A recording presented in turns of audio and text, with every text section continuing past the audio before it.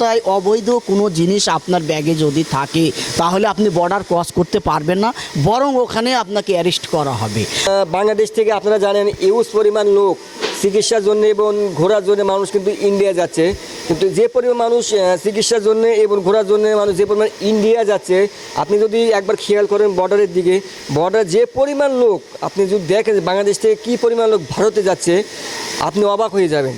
কিন্তু আমি আপনাদেরকে বলতে চাই, যারা এখন পর্যন্ত যারা ইন্ডিয়াতে যাওয়ার প্ল্যান করতেছেন বা ইন্ডিয়াতে যাবেন ভবিষ্যতে, আর ইন্ডিয়াতে যাওয়ার আগে আপনাকে প্রথমে কি কি স্টেপ বাই স্টেপ পূরণ করতে হবে, কি কি ধাপ আপনাকে অতিক্রম করতে হবে, দেন বর্ডারে আপনাকে কি কি চেক করতে পারে বা কি কি আপনি ভারতে নিয়ে যেতে পারবেন। আমার এক বড় ভাই যিনি ভারতে বেশ কয়েকবার গিয়েছেন, তার এক্সপিরিয়েন্সগুলি আপনাদের মাঝে শেয়ার করতে চাই, যেটা আপনাদের কাজে লাগবে। চলুন ভাইয়ের কাছে যাওয়া যাক, লেটস গো। ভাই আপনার নাম? আমার নাম মোহাম্মদ আলমগীর হোসেন। আলমগীর হোসেন, জি। ভাই আমি আপনার কাছ থেকে জানতে চাই যে তো আপনি বেশ কয়েকবার ভারতে গিয়েছিলেন, জি, জি। কিন্তু যারা এখন পর্যন্ত যারা ভারতে যাবে বা যাওয়ার প্ল্যান করতেছে, কিন্তু ইউজ পরিমাণ মানুষ এই বাংলাদেশ থেকে ভারতে প্রচুর যাচ্ছে। দেন একটু ভারতে যাওয়ার আগে একটু এক্সপিরিয়েন্স, মানে প্রথম থেকে আপনাকে কি কি করতে হবে বা কোন স্টেপ বাই আপনাকে অতিক্রম করতে হবে, একটু দর্শকদের বলুন প্লিজ। হ্যালো ভিউয়ার্স, আসসালামু আলাইকুম। ওয়ালাইকুম আসসালাম। যারা বাংলাদেশ থেকে ভারত গমনের জন্য এবং যারা চিকিৎসার জন্য ভারতে যেতে চান, তাদের জন্য স্টেপ বাই স্টেপ কিছু শর্তাবলী জেনে রাখা দরকার, জরুরি, অতি জরুরি। তো আপনারা প্রথমে যারা ভারতে যেতে চান তাদেরকে অতি জরুরি পাসপোর্ট করতে হবে। এই পাসপোর্ট করার জন্য আপনাদের বেশি কিছু লাগে না, আপনাদের শুধু এনআইডিটা, এনআইডি এবং আপনার বাবা মার এনআইডি, এবং বাবা যদি মারা যায় তাহলে পরে বলতে হবে যে মারা গেছে, অথবা মা যদি মারা যায় তাহলে বলতে হবে যে মারা গেছে। এবং আপনি যদি বিবাহিত হয়ে থাকেন, অর্থাৎ আপনি যদি বিবাহ করে থাকেন, তাহলে আপনার স্ত্রীর নাম দিতে হবে।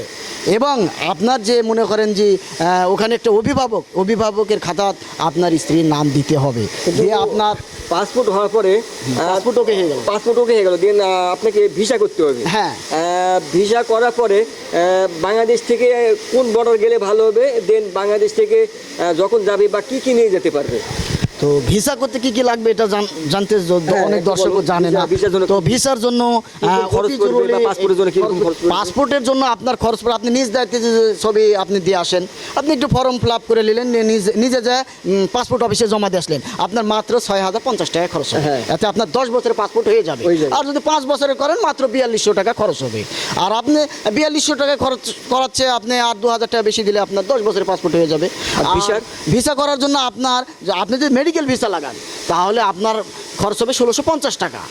যেহেতু আপনার মেডিকেলে একটা অ্যাপার্টমেন্ট নিতে হয়, হসপিটালে অ্যাপার্টমেন্ট ছাড়া তো আপনি তো মেডিকেল ভিসা পাবেন না। আপনার যেহেতু চিকিৎসা করতে হবে, সেক্ষেত্রে আপনাকে হসপিটালে একটা অ্যাপার্টমেন্ট নিতে হয়। যে কোনো হসপিটালে অ্যাপার্টমেন্ট নেওয়ার জন্য এটা আপনার মেডিকেল ভিসাতে 1650 টাকা খরচ হবে।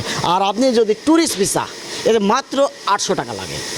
800 টাকা ট্যুরিস্ট ভিসার জন্য 800 টাকা লাগে, এবং মনে করেন কিছু আদার্স খরচ হয়, এতে 1200 টাকা।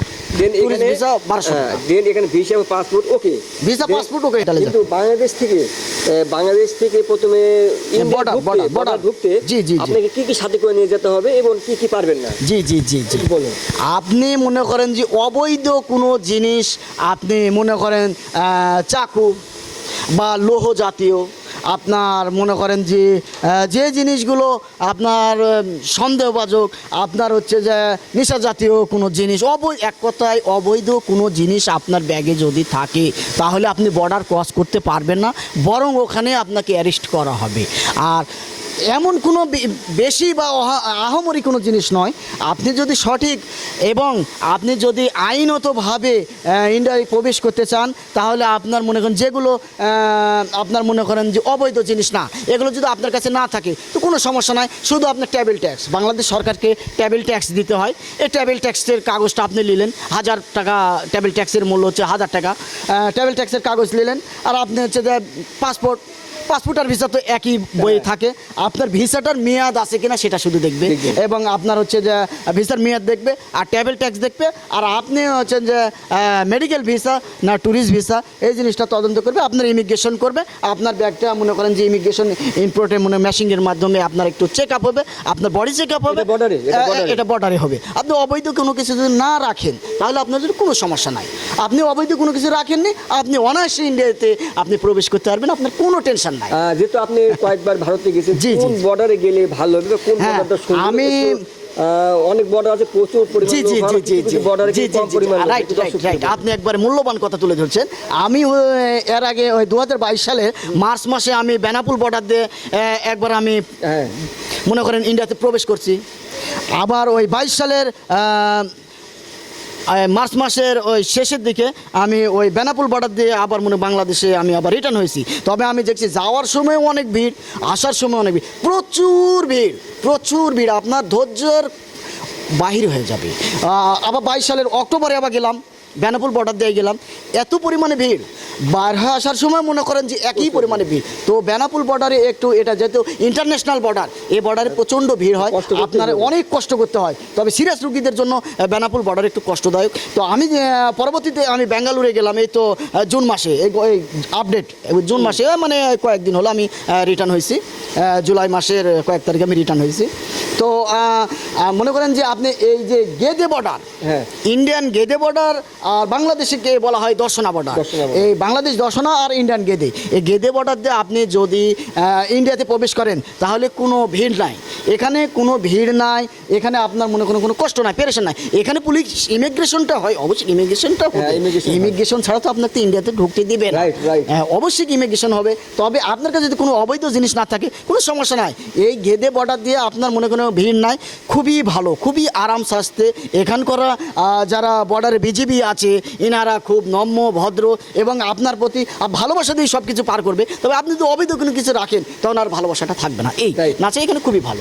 প্রিয় দর্শক দেখতে পেলেন যে ভাই যে কথা মূল্যবান আপনাদের মাঝে তুলে ধরলো, যদি আপনারা কেউ ভারতে যেতে চান বা যাওয়ার প্ল্যান করতেছেন অবশ্যই ভাইটির কথা স্মরণ করবেন এবং ভাইটির মূল্যবান কথাগুলো আপনি ফলো করবেন। আর বাংলাদেশ থেকে প্রথমে কী কী স্টেপ বাই স্টেপ আপনাকে পূরণ করতে হবে, কোন কোন ধাপ অতিক্রম করতে হবে, দেন বর্ডারে আপনাকে কী কী চেক করতে পারে বা বর্ডারে কী কী প্রশ্ন করতে পারে, সব বিষয়ে একটা ভাই একটা সুন্দরভাবে একটা আলোচনা করে আপনাদেরকে উপস্থাপন করলো। আর অবশ্যই আমার ভিডিও অবশ্যই একবার লাইক শেয়ার এবং সাবস্ক্রাইব করে পাশে বেল আইকনটি ক্লিক করে রাখবেন। এই বলে সবাইকে ধন্যবাদ। আল্লাহ হাফেজ। যারা আমার ফ্রেন্ডস আছেন, Facebook friends, YouTube friends, TikTok friends, আপনাদের সকলের প্রতি আমার অনুরোধ রইল এই ভাইয়ের চ্যানেলকে আপনারা সাবস্ক্রাইব করবেন, লাইক করবেন, কমেন্ট করবেন। আমি আপনাদের কাছে এই আশা ব্যক্ত রাখি। আসসালামু আলাইকুম রহমতুল্লাহি ওয়া বারাকাতুহু।